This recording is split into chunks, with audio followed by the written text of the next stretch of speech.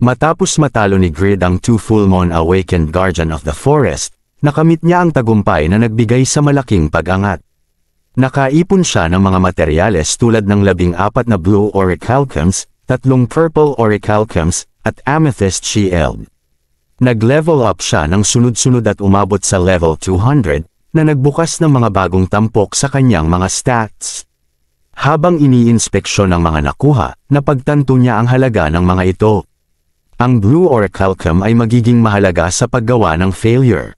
Samantala, ang Purple Orichalcum ay nagbigay sa kanya ng ideya na lumikha ng accessories, habang ang Amethyst Shield ay malinaw na konektado sa isang mahalagang quest tungkol kay Piaro at Asmethel, mga dating miyembro ng Red Knights ng Seheran Empire.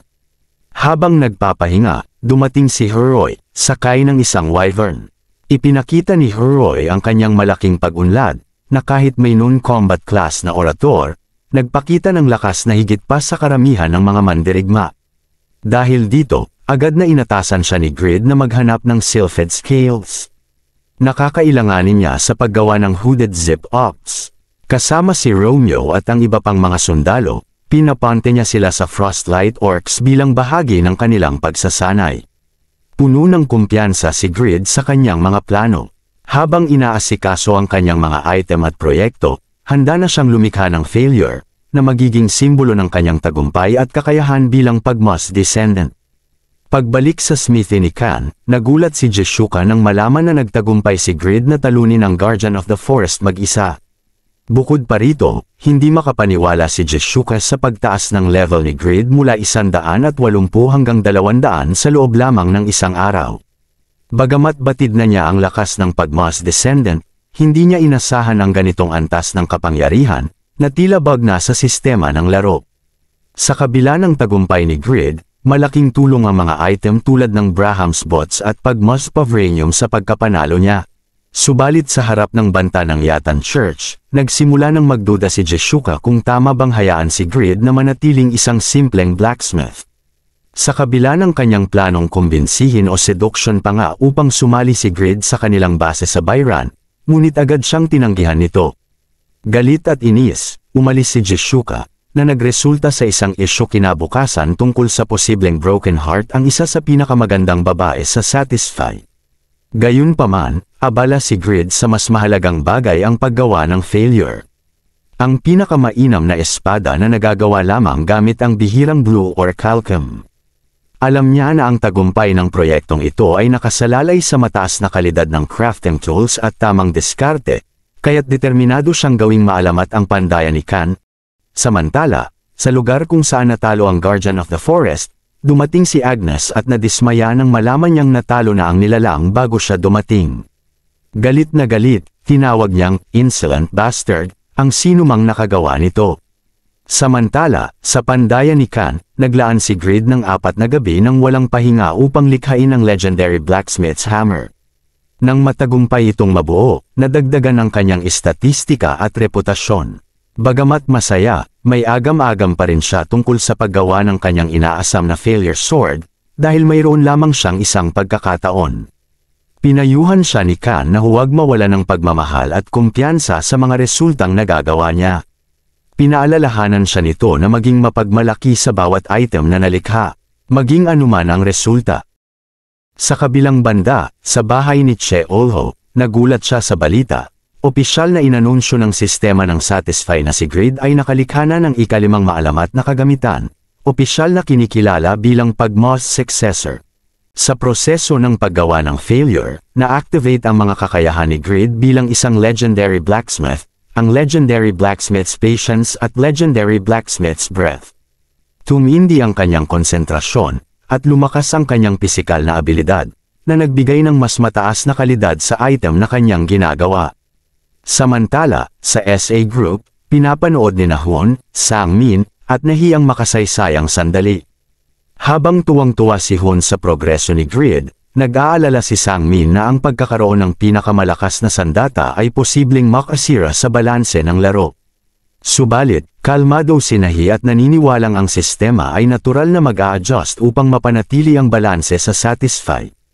Matapos ang isang matinding crafting session, matagumpay na na-forge ni Grid ang failure, isang legendary na greatsword na may walang kapantay na stats, na nagmarka bilang kanyang ikalimang legendary item. Masaya siyang namangha sa lakas nito, na kinilala niya bilang ang ultimate weapon na humijitin pa sa tanyag na Dainsleif. Ibinunyag din ng system ang mga bagong benepisyo.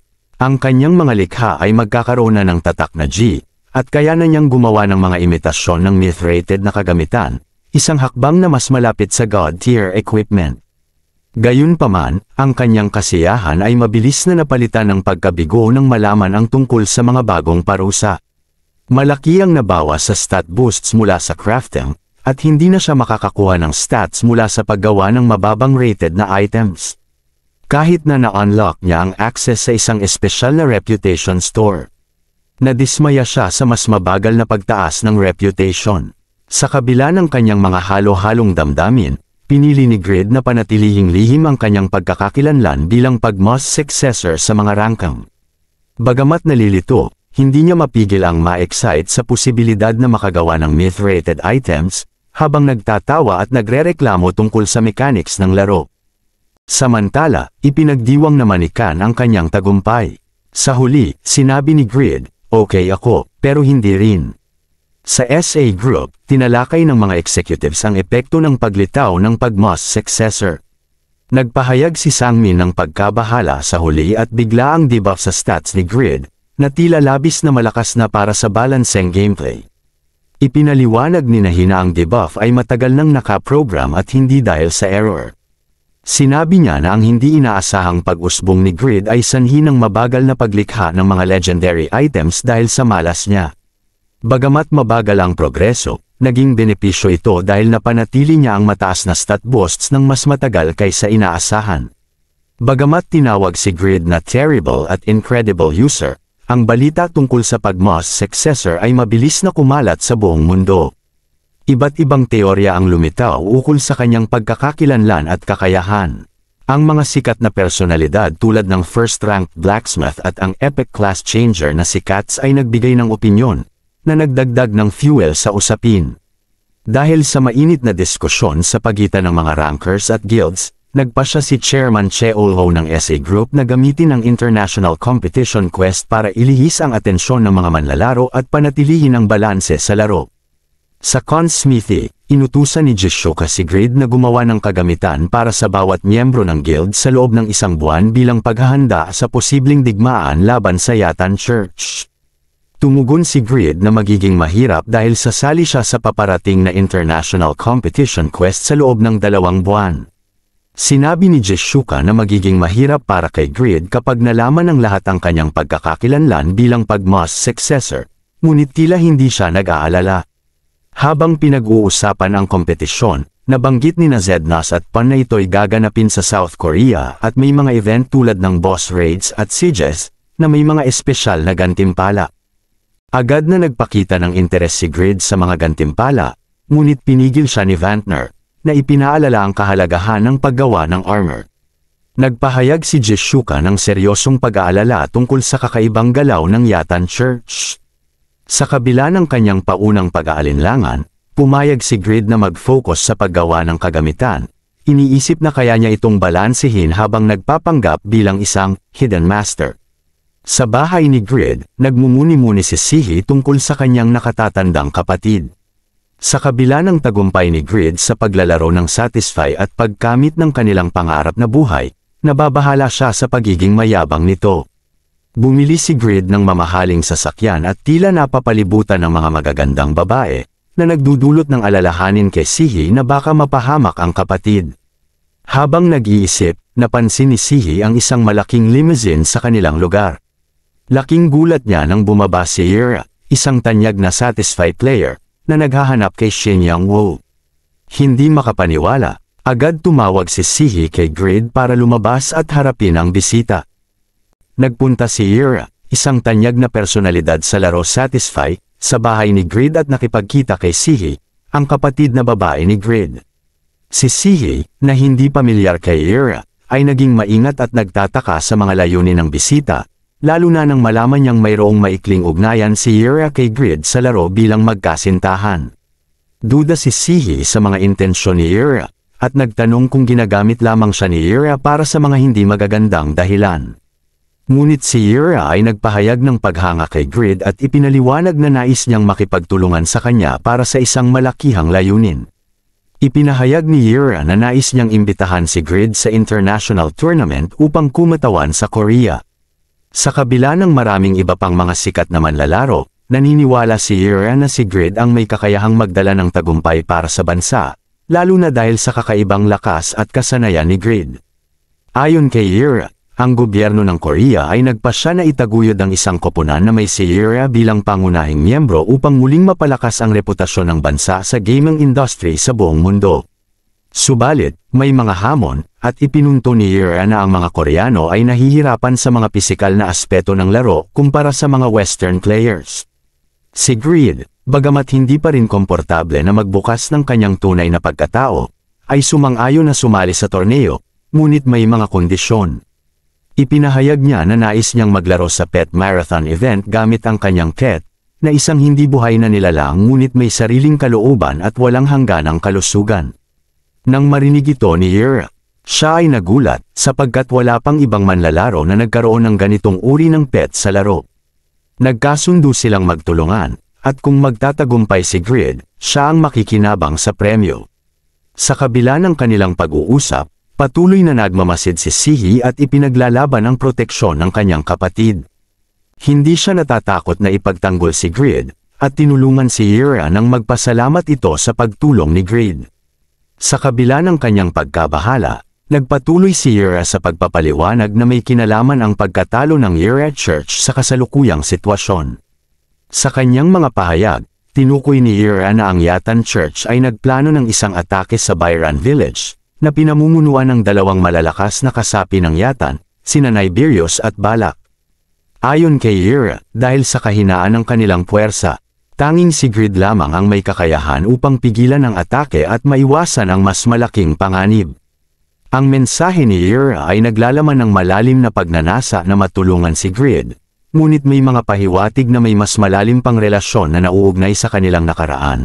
Pati na rin ang mga hindi pa natutuklasang lihim ni Grid bilang isang epic class changer na hindi pa kilala sa iba.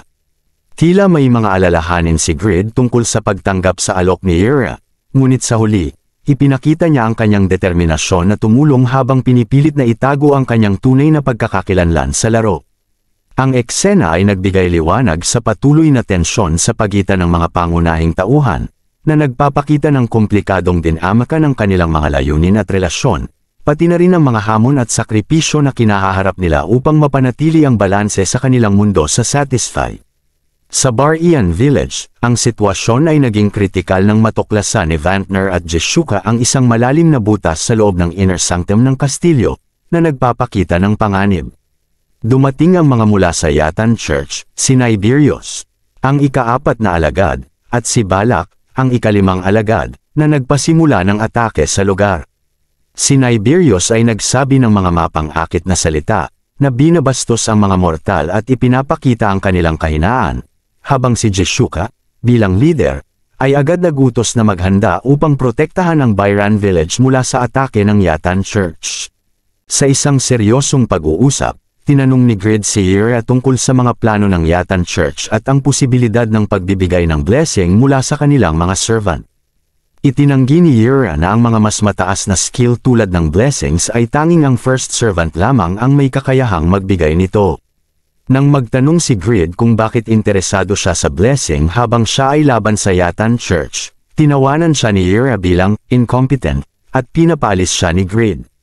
Samantala, sa Bayran Village, ang kasagsagan ng mga kaganapan ay nagpakita ng malupit na pagsalakay ng Yatan Church. Sa pamamagitan ng mass teleport, pumasok ang 1,000 mataas na level na mga Yatan soldiers at sinira ang village gamit ang black magic at poison fog. Sila Elia at Zednos, kasama ang iba pang mga miyembro ng guild, ay nagtangkang magbigay proteksyon sa mga sibilyan at labanan ang mga invaders. Subalit, nahirapan silang makontrol ang dami ng kalaban, lalo na nang dumating ang mga high believers. Sa kabila ng lahat ng ito, dumating ang Tun, isang beastmaster at chief of security ng Bayran, at ginamit ang kanyang makapangyarihang kakayahan upang labanan ang mga Yatan believers, pinagtanggol ang lugar. Habang ang labanan ay lumalala, dumating si Faker at Regis upang tumulong, at si Regis ay nagbigay ng utos na iwan ang ilang bahagi ng labanan at tumulong sa iba pang mga evacuees. Habang nagsusumikap si Vantner at Jishuka na dumaan sa main gate ng Inner Castle, nagkaroon ng matinding laban-laban sa Yatan Church. Sinabi ni Vantner na magpatuloy, ngunit nag-alala si Jishuka tungkol sa kanyang mababang kalusugan at depensa, dahil nag-invest siya ng mga stats sa lakas kaysa sa depensa. Dumating ang isang makapangyarihang kalaban, si Niberius, ang fourth servant ng Yatan Church, at ginamit ang isang magic float na nagpapababa sa kanilang stats at nagpapahirap sa kanilang laban.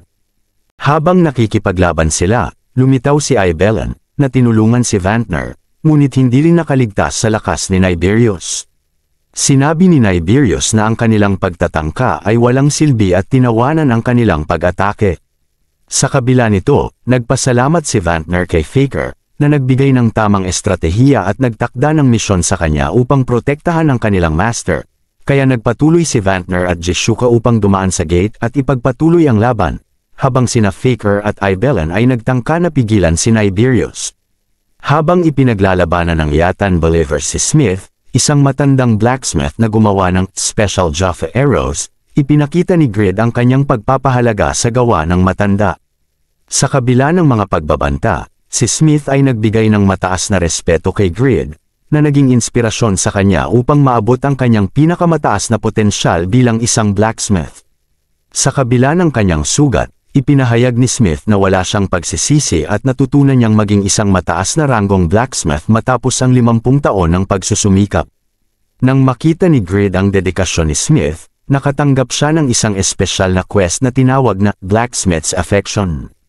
Ang quest ay nagbigay kay Grid ng pagkakataon na palawigin ang buhay ni Smith ng 30 taon at pahusayin ang kanyang kasanayan sa blacksmithing.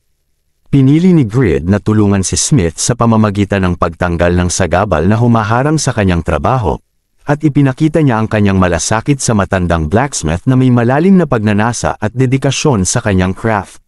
Sa Northern Outer Castle Wall, si Tobin, isang Holy Knight, ay nasa bingit ng pagkatalo habang sinusubukang harangin si Balak, ang fifth servant ng Yatan God. Ang bawat pag-atake ni Balak ay nagdadala ng matinding pinsala, kabilang ang passive damage na umaabot sa 500 bawat segundo. Kahit na ginamit na ni Tobin ang lahat ng buff skills sa kanyang arsenal, hindi niya mapigil ang nakakatakot na kapangyarihan ni Balak. Sinubukan niyang lumikha ng distansya upang magtago at maghintay ng suporta mula sa kanyang mga kasama. Ginamit ni Tobin ang kanyang Swamp Shield upang makapagpabagal ng galaw ni Balak. Subalit hindi ito nagustuhan ng kalaban, na nagsabing ang kanyang Sordid Desire na mabuhay ay isang kahinaan. Gayunpaman, hindi nagpatinag si Tobin, sumagot ng may determinasyon, na handa siyang gumamit ng lahat ng paraan upang mapanatili ang kanilang depensa. Dumating ang mga miyembro ng Sedeca Guild upang tumulong, at naglunsad ng sunod-sunod na mga ultimate skills tulad ng Foxfire Double-Handed Hit at Brilliant Strike. Sa kabila ng kanilang mga pagsisikap, mabilis na binatikos ni Ton ang kahinaan ng kanilang atake. Umatake siya gamit ang Lord Strike, isang napakalakas na atake na nagdulot ng 1,350% physical damage kay Balak. Ngunit kahit na nagbigay ito ng malaking pinsala, hindi nagpaapekto si Balak. Tinawag niya ang kapangyarihan ng Hellfire Festival, isang malupit na kasanayan na nagbuhos ng mga apoy ng impyerno sa battlefield. Kasabay nito, ang lahat ng Yatan believers sa paligid ay nakatanggap ng 50% stat boost mula sa biyaya ng Yatan God. Sa gitna ng napakatinding labanan sa pagitan ng Sedeca Guild at ng mga alagad ng Yatan Church, humaharap sina Jishuka at Vantner sa mas mapanganib na mga kalaban. Ang mga Yatan believers ay tumanggap ng basbas mula sa kanilang Diyos, na nagpapalakas ng kanilang mga kakayahan. Sa kabila ng sitwasyon, handang isakripisyo ni Vantner ang kanyang buhay para maihatid si Jishuka sa gitna ng Inner Castle. Ginamit niya ang kanyang Power of the Protector skill para mapalakas ang depensa ng grupo at harapin ang sunod-sunod na atake ng mga kaaway. Sa kabila ng sakripisyong ito, tumanggi si Jishuka na umalis. Plano niyang gamitin ang Phoenix Arrow upang makapinsala ng marami bago sila tuluyang mabuwal. Ngunit bago niya maisagawa ang plano, biglang dumating si Grid, dala ang isang bagong armor para kay Vantner, ang Relieved Wave Armor, isang legendary item na may pambihirang depensa at may skill na persistence. Ang armor na ito ay hindi lamang nagbibigay ng mataas na depensa kundi mayroon din instant health recovery at isang absolute block laban sa malalakas na atake. Sa pagdating ni Grid, nabuhayan ng loob si Vantner. Sinabi niyang kaya na niyang lumaban ng mas aktibo. Kasabay nito, tiniyak ni Grid na kayang pangalagaan ni Jeshuka ang lugar, bago siya tumungo upang tulungan ang iba pang miyembro ng guild. Samantala, sa Northern Outer Castle Wall, sila Tobin laban kay Balak, ang kanyang Hellfire Festival ay nagdudulot ng matinding pinsala sa mga kalaban, habang pinapalakas nito ang mga kakampi niyang Yatan believers.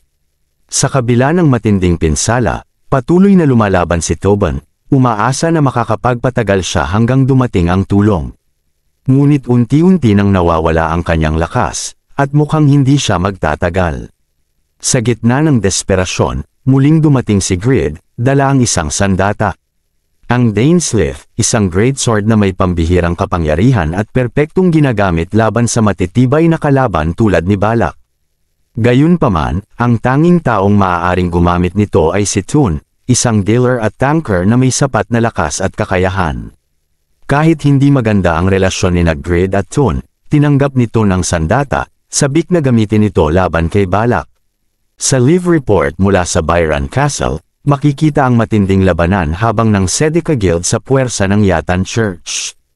Ang pinakamalalakas na miyembro ng guild, sina Regis at Pan, ay abala sa Inner Castle at Outer West Gate, kaya't kritikal ang depensa sa gitnang bahagi ng labanan.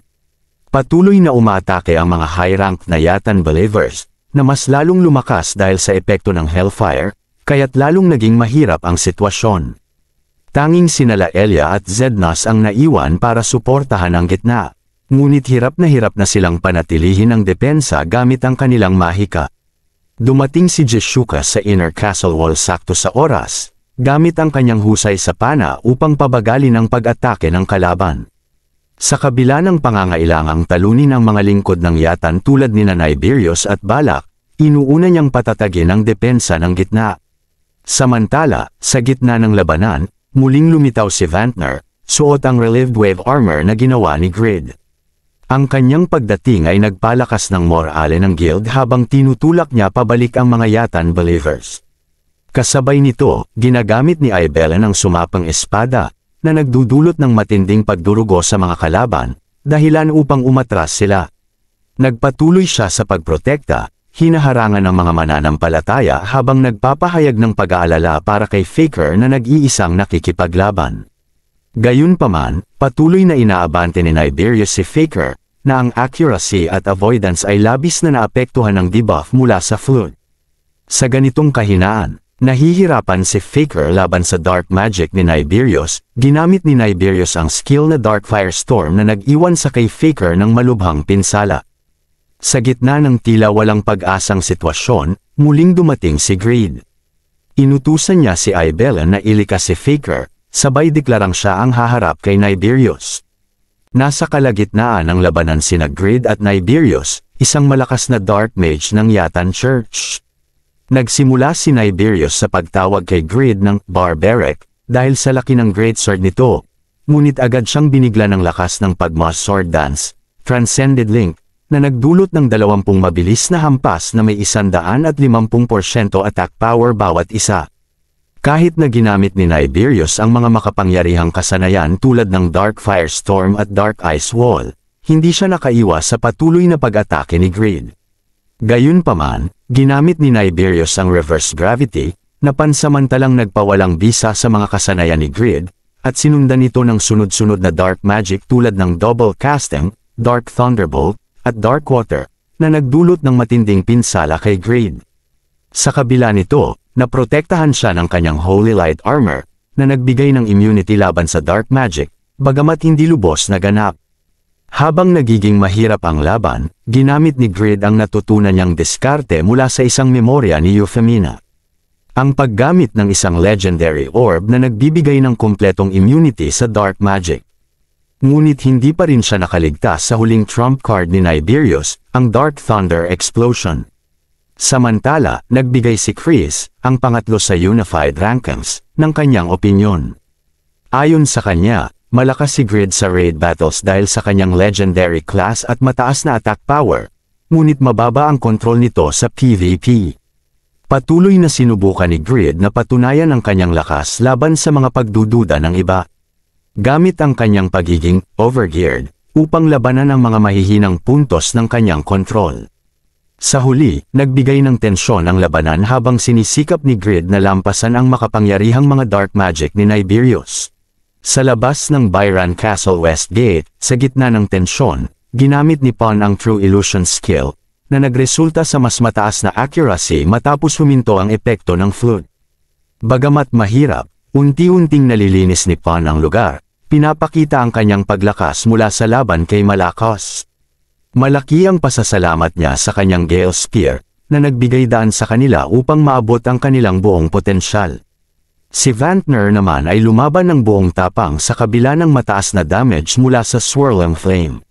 Sa kabila ng mga babala ni Tobin, ipinakita ni Vantner ang tibay ng kanyang bagong armor, sabay sigaw na kailangan niyang sulitin ang bagong kagamitan. Sa oras ng krisis, naging inspirasyon sa kanila ang mga kagamitan mula kay Grid, na hindi lamang nagbigay ng mataas na stats kundi nagpaangat din ng kanilang moral. Samantala, sa loob ng kastilyo, si Grid at Niberius. Si Niberius ay isang bihasang dark magician na may higit 123 taong kaalaman, ay naglabas ng kanyang pinakamalalakas na spell tulad ng Darkstone Blizzard at Dark Thunder Explosion. Sa kabila ng mga makapangyarihang atake, nanatiling matatag si Grid, umaasa sa kanyang mga legendary items, tulad ng Holy Light Armor, na nagbigay ng immunity laban sa dark magic. Bagamat tila nauubusan na ng mga skill si Grid, ginamit niya ang kanyang basic attacks na pinalakas ng kanyang Holy Light Gloves at Legendary Greatsword. Sa tulong ng kanyang Bisect skill, na nagbibigay ng 800% attack power, tuluyang natalo ni Grid si Niberius. Sa huling sandali, hindi makapaniwala si Niberius na natalo siya ni Grid. Bago bawian ng buhay, inamin niyang hindi niya inakalang magiging dahilan ng kanyang pagkatalo ang mga kagamitan ni Grid.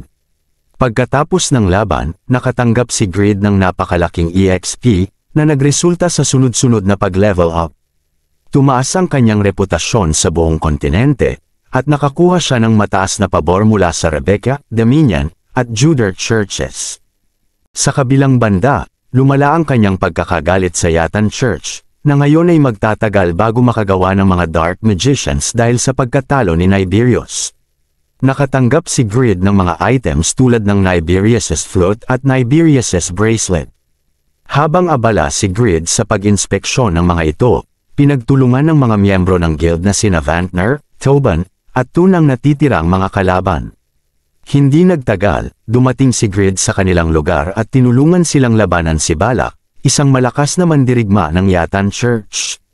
Ginamit ni Grid ang Niberius's Flute para subukan ang epekto nito, ngunit nagdulot ito ng negatibong epekto sa kanyang mga kakampi, na ikinalito at ikinagalit nila.